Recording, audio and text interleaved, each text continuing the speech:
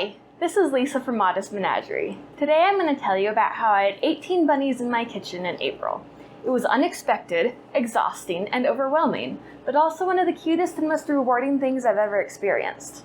So benefit from my mistakes, which led to accidental rabbit breeding, and enjoy the adorable baby bunnies. In the year of COVID-19, we all need some extra cute.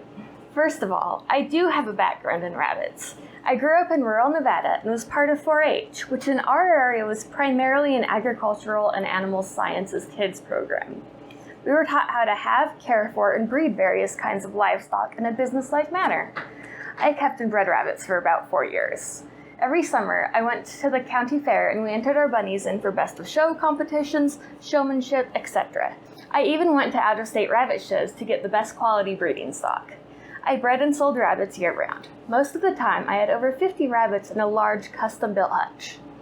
So fast forward to last year, when my partner Dave meekly asked if we could get rabbits. It didn't take much convincing. In mid-December of 2019, we adopted 2 large breed bunnies, Isaac and Duncan, from a Craigslist rehoming ad. They may very well be mutt bunnies, but I believe Isaac is a New Zealand red and Duncan is a black satin. They were a year old and had not bred despite cohabitating, so I took the previous owner's word on the sex. No need to stress them out more, or so I thought. All of this knowledge is why I feel quite dumb for not sexing them before adoption. It turns out that Isaac is a male and Duncan is a female and was very pregnant. I realized and confirmed this when she started nesting. We renamed her Ada, and I cobbled up a nesting box with some spare lumber in the garage. The next day, she had 6 babies. Sadly, she didn't yet know how to be a good mom, and she didn't feed them consistently. I tried to bottle feed, but they didn't take to it, and I lost them all. On top of that, I had already witnessed Isaac and Ada breeding again before I thought to separate them. Preventing a second litter was already a lost cause. I knew Ada was going to have babies again in about a month, as a rabbit's gestation period is just over a month.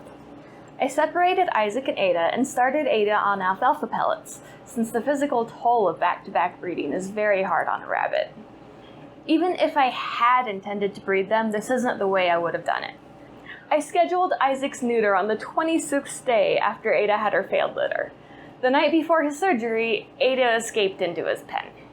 It had me worried, but I let it slide. There was nothing I could do.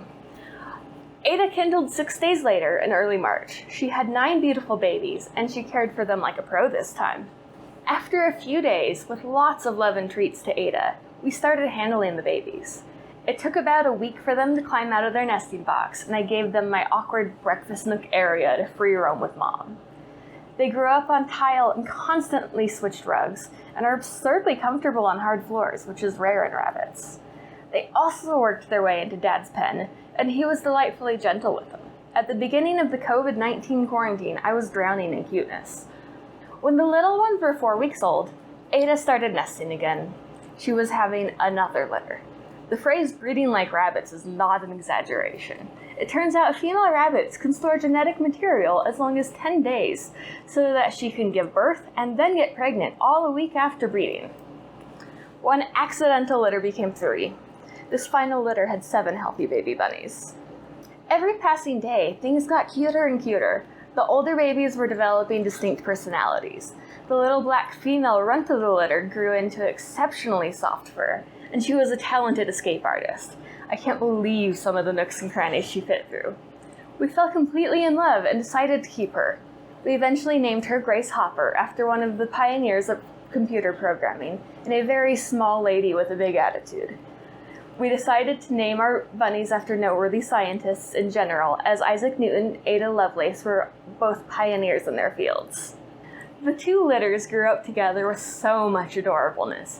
It was exciting introducing them to all the varied foods. Kale was always a favorite, and everyone goes wild for orange peels as treats. While being delightful, I had 16 baby bunnies that were not litter trained. And to be fair, Ada and Isaac are far from perfect. I was spot cleaning multiple times a day and doing a full cleaning every day. It was exhausting and it felt unending. To get the babies out of the way, I would plop them into an empty hay box with some hay and their daily greens. It turned out to be exceptionally adorable. After Isaac healed, I reorganized the enclosure so all of them were together. Isaac does exceptionally well with his babies. I had to separate soon after as he started getting fat on their alfalfa pellets. However, the babies freely squeezed through the fence that divided Ada and Isaac and had great interactions with both parents. As they grew up, I was kind of eager to rehome some of them. They were maturing and eating at a shocking pace. I was just frazzled at this point. My cleaning time was multiple hours per day, and my bunny food bill was high. Come the end of May, it was time. It took way more energy than I imagined, but I did find them all happy homes. A month later, I had the second set of babies to rehome. We sentimentally decided to hold back a female from this litter as well.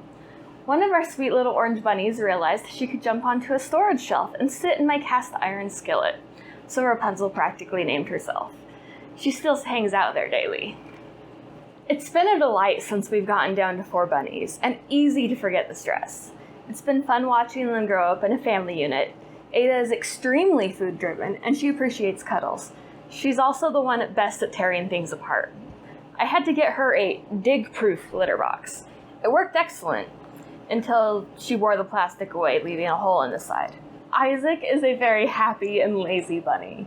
I love when he flops on his side completely relaxed after a long day of grazing on hay. He never rejects pets and likes chilling on the couch with us. Rapunzel is inquisitive and loves being scratched behind her ears. When stationary but not flopped, she stands with her front feet off the ground, periscoping constantly. Gracie got a little bit of the orange tips over her black fur, so is nicely frosted. She has double cataracts, which we've confirmed are harmless to her, but she's jumpy, as you might expect from a mostly blind prey animal. She's relaxed wonderfully over the past few months, and has some of the most adorable laziness like her dad. They've all been pretty happy together, as there is plenty of room for them to avoid each other when desired. The squabbles, as our bunnies grew up living with each other, were minimal, and I never saw signs of injuries, serious fights, or bullying. They're just my happy little bunny family. Thank you for joining us, and feel free to comment on what you'd like to see next in our modest menagerie. Please like, subscribe, and ring the bell.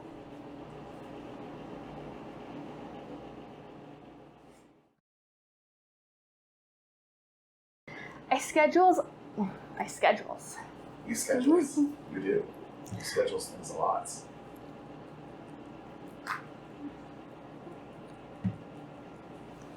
I schedules.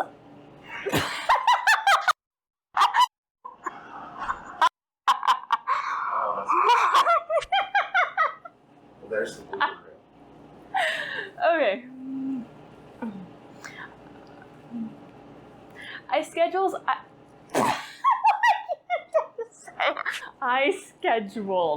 Isaac Snooter. Okay.